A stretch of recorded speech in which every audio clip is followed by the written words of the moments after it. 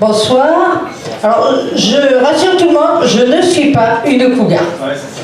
On m'a souvent posé la question et je vous confirme, je ne suis pas une cougar. Alors moi, personnellement, depuis toujours, j'ai voulu être artiste. Mais au départ, j'étais un peu paumée dans toutes les formes d'art qu'il y avait. Je ne savais pas trop quoi faire. Alors j'avais pensé à l'hypnose, parce que dès que j'ouvrais la bouche, les gens s'endormaient. Bon, apparemment, ce soir, les faisceaux porifériques n'ont pas encore réagi. Vous êtes réveillés ou pas? Bon, ça va, alors ça n'a pas encore agi. Après, à un moment, j'ai pensé magicienne, parce que quand j'étais plus jeune, que je rentrais de boîte avec des mecs, le soir, je me couchais avec, et le matin, je me levais, ils n'étaient plus là. Alors je me suis dit, tu dois être une magicienne somnambule. À une époque, j'ai pensé aussi à la chanson, mais la première fois de ma vie que j'ai fait un karaoké, je ne sais pas si vous vous souvenez, parce que vous êtes jeune, mais c'était l'année où il y a eu le tsunami en Asie. Alors de suite, je me suis dit, il faut peut-être mieux arrêter, parce que si à chaque fois que tu chantes, il y a un tsunami, bientôt il n'y aura carrément plus de public. Alors donc, comme il l'a dit tout à l'heure, moi je m'appelle Véronique, puisqu'on en est aux présentations, et vous? Allez, on va prendre un exemple. Tiens, jeune homme. Comment est-ce que tu t'appelles? Tu t'appelles Jean. Et Jean, est-ce que tu aimes ton prénom? Pas du tout. Est-ce que tu as fait un procès à tes parents? Non? Bon, tu aurais dû, hein? Faut pas hésiter des fois dans la vie. Hein? Alors moi, vous l'avez compris, j'aime pas mon prénom. Parce qu'il est long, il est compliqué. Et contrairement à Jean, qui avait très facile, moi quand je suis arrivée à l'école, j'ai galéré à apprendre à le lire. Ma copine Léa, ce garçon-là, en 2 semaines, elle savait lire son prénom. Moi, au bout de 6 mois, j'y arrivais pas encore. À 3 ans, j'ai développé mon premier complexe. Je me suis dit, mais c'est pas possible, t'es conne. Il n'y a pas d'autre solution, t'es conne. Mais là où mon prénom a été encore un petit peu plus difficile à porter, c'est lorsque j'ai découvert la chanson de Sœur Sourire. Alors, peut-être que comme ça, vous ne savez pas ce que c'est, mais je pense que vous la connaissez tous. C'est la chanson qu'on partage avec les Monique et les Dominique. Donc moi, pour arriver à l'accepter, cette chanson, parce que c'est pas toujours facile, je vous demanderai si vous êtes d'accord qu'on chante un petit morceau ensemble. Véronique, nique, nique.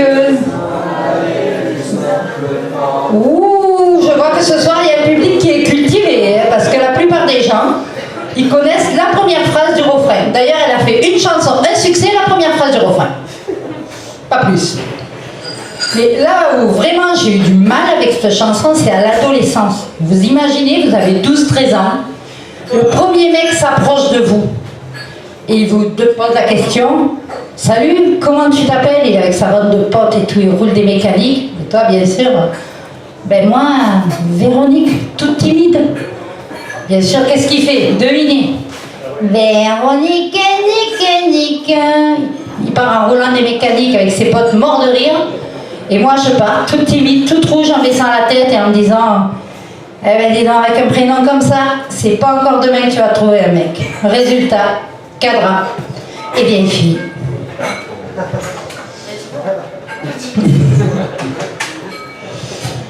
Alors, donc, tout ça pour vous dire, parce que je vois qu'il y a beaucoup de jeunes, si vous devez donner un prénom à vos enfants un jour, ça vous arrivera, réfléchissez, parce que le prénom qui est à la mode aujourd'hui, dans 20 ou 30 ans, on ne saura même plus pourquoi il a été donné. Regardez, vous, c'est peut-être pas tout à fait votre génération, mais les victimes de Dallas dans les années 80. Les Loana, les Bobby, les Swellen, les Bobby, les JR. Aujourd'hui, ces gens-là, ils ont 30 ans, Dallas. On n'en entend quasiment plus parler, je ne sais même pas si vous en avez déjà entendu parler. Mais eux, leur prénom, ils vont se le garder toute leur vie. Dans 30 ans, il y en aura encore dans les maisons de retraite.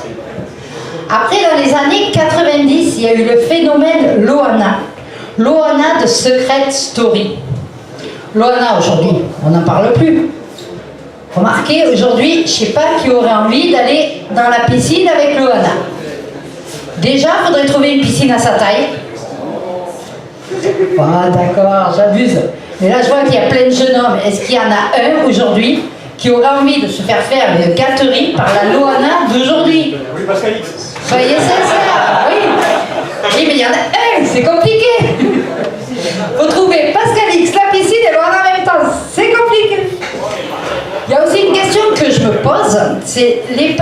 qui ont appelé il y a quelques années leur fille Nabila. Est-ce qu'ils avaient vraiment envie que leur fille sorte un jour des phrases cultes comme « Mais allô quoi, t'as des cheveux et t'as pas de shampoing ?» Mais sans déconner, est-ce que c'était vraiment le but pour leur fille? Alors il y a aussi des prénoms qui ne vont pas avec la personne qui les porte. Regardez par exemple la fille, 20 ans, bien gaulée, talons aiguilles, mini-jupe. Le mec qui s'approche, salut beauté, comment tu t'appelles? La nana le regarde. Moi, Germaine. Et bien de suite, elle est moins sex symbole, elle est moins sexy. Mais ça marche aussi dans l'autre sens. Imaginez le mec qui chatte. Comment tu t'appelles la nana? Moi, Samantha. Le mec, ça y est, fantasme. Qu'est-ce qu'il va faire avec Samantha? Le jour, la nuit, il pense qu'à ça, il pense qu'à tout ce qu'il va pouvoir faire. Enfin, jusqu'à temps qu'il la rencontre. Samantha, 1m50, 120 kg, le cheveu gras. Alors, il y a eu aussi un phénomène à une époque, maintenant ça s'est un petit peu calmé sur les prénoms pour les enfants. Ça a été la mode des cerises, des pommes, des myrtilles, des prunes. Dans les classes, dans les écoles, c'était plus des classes qu'il y avait. C'était des salades de fruits. Bon, vous allez me dire, l'avantage, la maîtresse, le matin à 8h30, elle avait ses 5 fruits et légumes, elle était tranquille pour la journée. Donc tout ça pour vous dire que si vous devez avoir des enfants, ce qui va être votre cas, essayez de trouver un prénom bateau, tranquille, traditionnel, normal, court. Ou alors vous avez une deuxième solution. Faites comme moi. Vengez-vous.